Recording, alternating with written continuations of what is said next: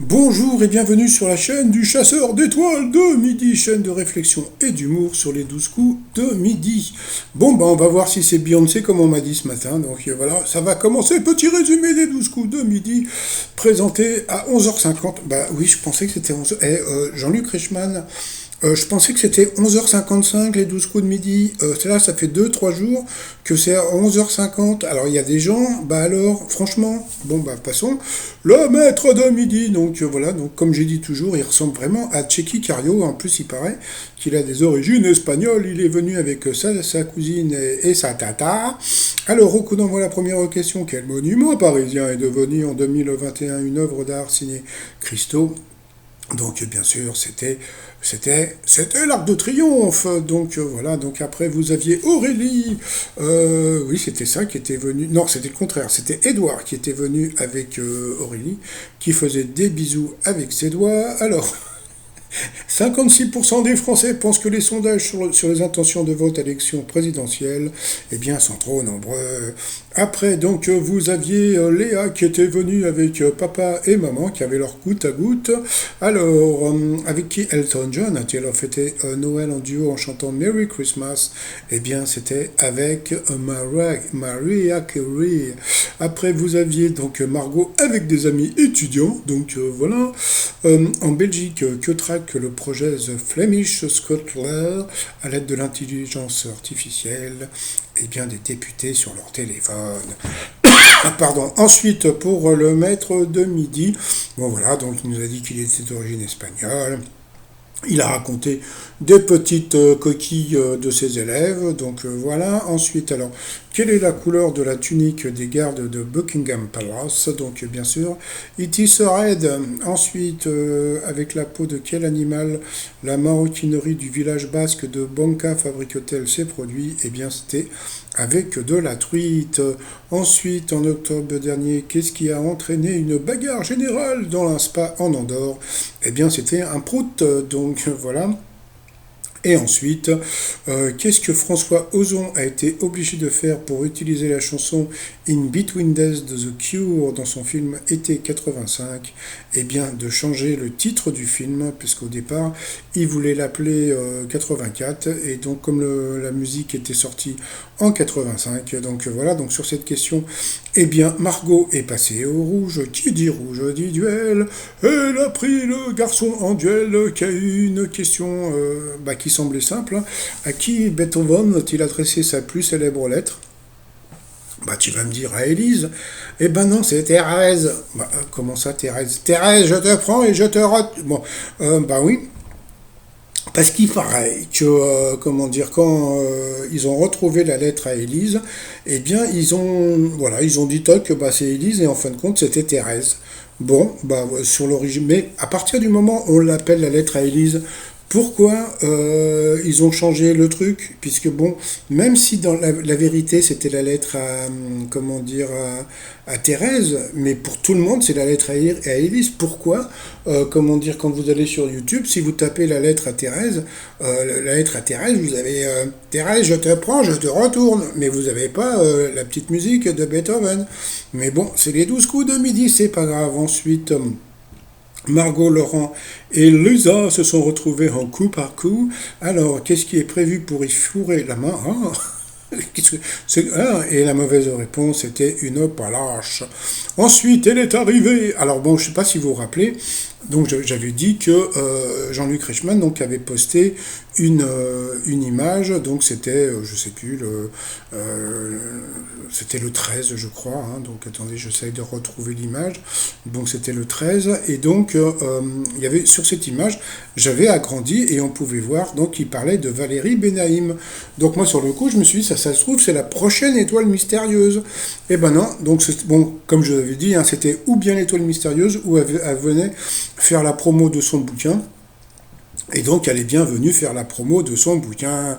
Donc, voilà. Donc, bon, passons. Donc, alors, les questions, c'était sur Jean-Pierre Bacry. Donc, dans quel film Jean-Pierre Bacry a-t-il joué?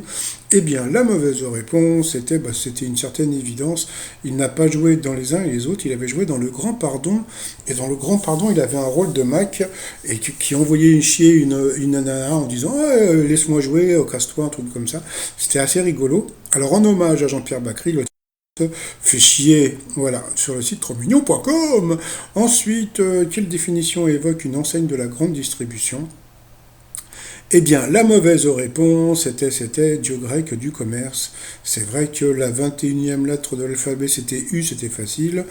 Par contre, Philippe de Haute-Cloque, bon, il y a plein de gens qui ne savaient pas que c'était le général Leclerc. Donc voilà, et puis bon, Jean-Luc Reichmann en a profité pour parler de son papa qui bossait chez Mammouth. Voilà, donc sur cette question, elle est passée au rouge. Qui dit rouge dit duel. Elle a eu les oiseaux, les vévères, les ovaires de prendre le maître de midi en duel, qui est tombé sur une question, eh bien, pour une fois qui semblait pas évidente. En 1890, quel pionnier français de l'aviation a marqué l'histoire avec son avion Éole? Donc bon, Léonard de Vinci, bof. Les frères Montgolfier, c'était pas un avion. Et puis Pilâtre de Rosier, pourquoi pas. Donc il a dit Clément Ader, et c'était bien Clément Ader. Donc un petit coucou à la petite fille de Clément Ader que je connais. Et voilà, donc je fais juste un petit coucou. Donc voilà, donc c'était une question. Bon, allez, franchement, c'était une question qui n'était pas évidente parce qu'il aurait très bien pu se planter. Parce que j'ai remarqué que en culture générale, y a plein de trucs où il n'est pas fort. Donc voilà, après ça a été le coup fatal.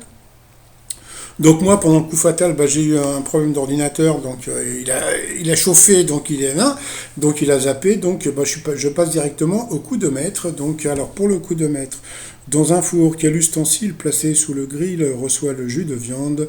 Donc c'était le lèche frite, pardon. Après, avant qu'il ne soit peint sur la chaussée, quels objets matérialisaient les passages pour piétons? Donc on disait toujours, il faut traverser sur les clous. Donc voilà, c'était une question facile. Ensuite, quel personnage de Molière a pour première tirade 3 et 2 font 5, et 5 font 10, et 10 font 20.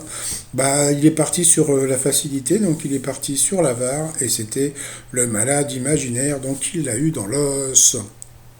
Ensuite, quel était le premier nom de la place de la Concorde à Paris? Eh bien, il a dit l'autre, et c'était la place de Louis XV. Donc ça, c'était vraiment une question qui était vraiment pas facile non plus. Donc voilà, c'était la place Louis XV. Et puis à la fin, donc là, c'était plus facile. Quel est le prénom de Ravel, le compositeur du Boléro? Donc bien sûr, c'était Maurice. C'était Maurice Ravel. Donc voilà, donc il a gagné 300 euros. C'est marrant leur nouveau truc maintenant de laisser gagner juste la somme comme ça. C'est très étrange. Il va falloir que je me renseigne sur des trucs parce que j'ai l'impression, parce qu'avant, donc il y avait la moitié pour le téléspectateur, et j'ai l'impression qu'ils perdaient de l'argent parce que il y avait peut-être pas autant de gens, parce qu'on pense qu'il y a 20 000 personnes qui téléphonaient tous les jours, et on a l'impression que les gens, ils sont un peu lassés de ne pas gagner au jeu d'appel comme ça, et ils se disent non, franchement, ça me saoule, je vais pas encore appeler, puis l'avoir dans l'os et tout. Donc voilà. Alors ensuite, par rapport à l'étoile mystérieuse, alors qu'est-ce que ça peut bien être? Bon, celle-là, elle a été dévoilée. Donc, et comme on peut voir, eh bien, c'était Glenn Close. Alors, Glenn Close, alors là, franchement, moi, j'ai fait des recherches. Bon, je parlerai sur une autre vidéo des indices. Parce que franchement, là, le truc où il y a eu un gros foutage de gueule, c'est par rapport au fond. C'est-à-dire que moi, je me suis basé sur l'étoile, je me suis basé sur le fond, d'accord. Donc sur le fond, moi je mets, comme on peut voir donc sur une recherche sur internet, le fond c'est en Bavière, d'accord. C'est l'endroit où Hitler venait passer des vacances. Bon voilà. Et Z, qu'est-ce qu'elle nous a sorti? Elle nous a dit que c'était la Suisse. Non, Z, c'est pas la Suisse, c'est la Bavière. Et la Bavière, c'est pas la Suisse, à moins que l'Allemagne ait envahi la Suisse pendant la guerre, mais pas du tout. Donc c'était le premier foutage de gueule, franchement. Et puis après, comme je vous dis, je vous ferai une autre vidéo. Mais bon, quand j'ai vu la secoupe volante, je vous avais parlé de Glenn Close, mais ça me paraissait pas logique par rapport comment dire, quand j'étais allé sur sa page, comment dire, Wikipédia, j'avais rien vu de Bavière, etc. Donc ni de montagne. Donc bon bah voilà. Donc bon, je reviendrai sur le truc.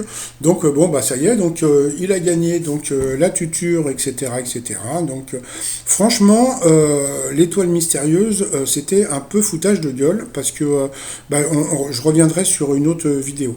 Bon, sinon pour finir, bah, le t-shirt Bakri, hein, fait chier, sur le site trosmignon.com.